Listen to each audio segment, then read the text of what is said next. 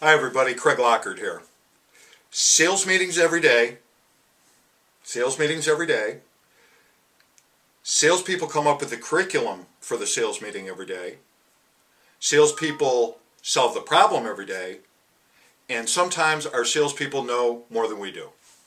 All right, before you all go crazy, I think I've lost my mind.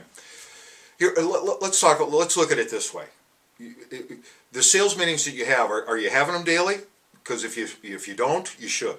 Why? We want to be able to get our salespeople ready for the day. We want to talk about what happened the previous day, the day before, not once a week, and certainly not the Glenn Gary, Glenn Ross, coffees for closers meeting. Those don't work. They just don't work. The yelling and screaming and the threatening just don't work. They just don't. So what do we got to do? We got to come up with ideas for sales meetings every day. Well, how are we going to do that? We're working all day. We're working deals, managing the process in the store. It's hard to come up with an idea for sales meeting every day. Then you have a sales meeting every day. Your salespeople come in. They don't want to be there. They don't want to listen. They don't think you know anything.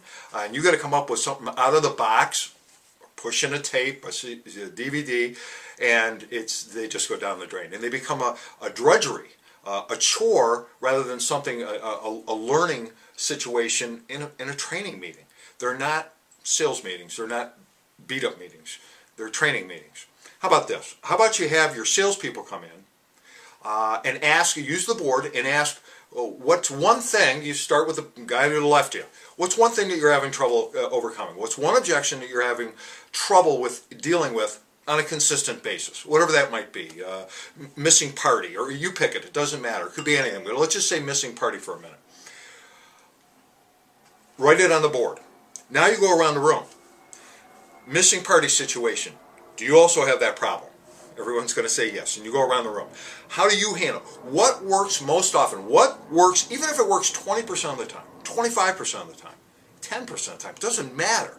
What do each one of you in the room use to overcome that particular objection? You write that on the board. And you write, everyone will be engaged. Everyone will come up with an answer. Well, I got it. Here's what I do when there's a missing party.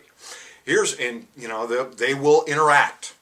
And you put them all up on the board. And what happens is, during the course of this training meeting, you're now facilitating the meeting.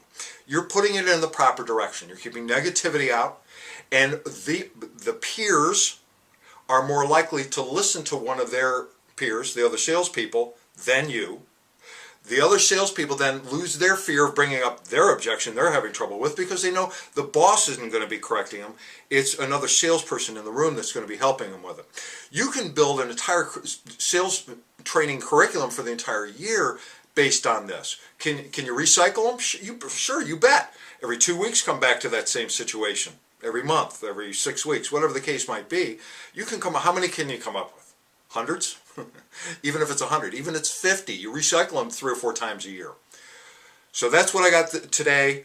Use your veteran salespeople. Use the salespeople that you have. They talk to a lot of people. They're current every single day. Let's keep them directed towards the basics. Let's keep them on target. Let's facilitate that meeting. And we don't have to be any geniuses coming up with stuff. Just use your board. Use their thoughts. They are smarter than we think sometimes. Thanks a lot. Have a great day. Bye.